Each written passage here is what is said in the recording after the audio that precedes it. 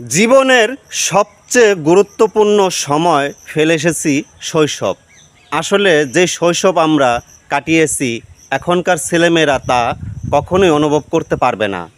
আমাদের জীবনে অনেক সময় আমরা অনেক কিছু নিয়ে পরিকল্পনা করি, কিন্তু আমাদের যে ছেলে মেয়ে যারা আছে তারা আমাদের পিছের দিনগুলো মনে করে গল্প, কিন্তু আসলে আমাদের জন্য কিন্তু বাস্তবতা। তাদের জন্য যদি গল্প হয়েও থাকে, আমাদের জন্য বাস্তবতা। আমাদের শৈশব কেমন কেটেছে আর এখন আমাদের ছেলে মেয়েদের শৈশব কেমন কাটতেছে। আমাদের ছোটোবেলায় কত আনন্দ মুহূর্ত ছিল, যেটা এখন বর্তমানে ছেলে মেয়েদেরকে আমরা পাই না। আমাদের শৈশবগুলো আসলে স্মৃতির পাতায় লেখা হয়ে যাবে। আমাদের এই শৈশবগুলো আমাদেরকে অনেক কিছুই মনে করিয়ে দেয়। আমরা যখন ছোট ছিলাম তখন আমাদের এই দিনগুলো আমাদের অনেক সুন্দর কেটেছিল। আমাদের শৈশবগুলো আনন্দময় ছিল। যখন আমরা ছোট ছিলাম তখন আমরা অনেক দুষ্টামি ফাজলামি করছি। অনেক সময় আমরা বন্ধুদের নিয়ে মাছ ধরতে গেছি, নদীতে গোসল করছি, আমরা অনেক খেলাধুলা করেছি। অনেক সময় দেখা গেছে স্কুলে যখন গেছি বই খাতা ফালাইয়া গুল্লি খেলছি, লাড্ডু খেলছি, গুড্ডি উড়াইছি। আসলে পিছের দিনগুলো আসলে ভোলার নয়। অনেক সুন্দর একটি মুহূর্ত আমরা সময় কাটিয়েছি। আমাদের জীবনটা আসলেই বড় অদ্ভুত।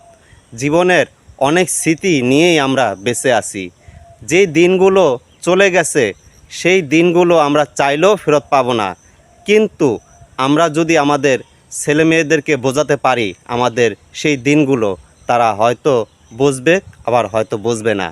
আসলে মানুষের জীবনটাই হলো গল্পের মতো। আমরা গল্পর মতোই আমরা সব কিছু।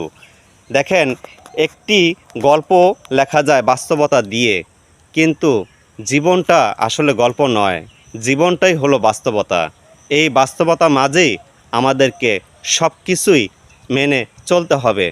আসলে যেই দিনগুলো আমরা হারিয়ে এখন আফসোস করি, আফসোস করলেও আমরা সেই দিনগুলোর মাঝে আমরা ফিরে যেতে পারবো না, কিন্তু আমরা স্মৃতি হিসাবে আমাদের ছেলে মেয়ে বা নাতি যারা আছে তাদেরকে আমরা সেই গল্পগুলো বলতে পারি।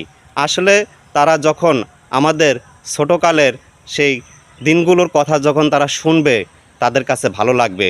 তাই আপনাদের জীবনের যত ছোট ছোট যে গল্প আছে, আপনাদের যে স্মৃতিগুলো আছে, আপনারা আপনাদের সন্তান, আপনাদের নাতি যারা আছে তাদের সাথে শেয়ার করবেন, দেখবেন তাদের কাছে ভালো লাগবে।